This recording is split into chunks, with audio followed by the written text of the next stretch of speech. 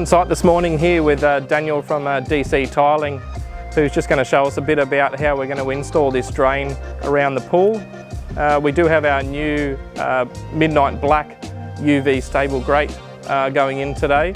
So Daniel, you just want to show us how you're going to slide the bottom tray into there, and then also we're going to glue in some tiles into the top tray and slot that in.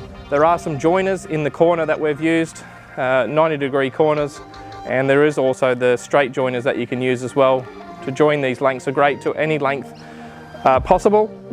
You're only limited by how much you need. So Daniel, do you want to slide that drain into position for us?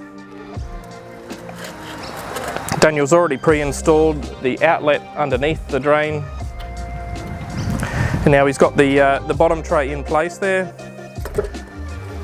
Get it set into position, and we're going to glue these tiles into the top tray, and Daniel will then line all those up with the tile joins on the surround, so we get that nice seamless transition.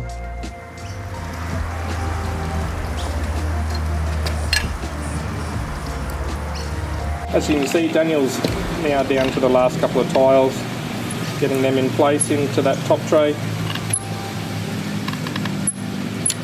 He'll let this set overnight, and then he'll come back tomorrow to look at grouting the whole area and getting all these grouted in. You can notice there Daniel has cut that tray down to some smaller, more manageable sized pieces.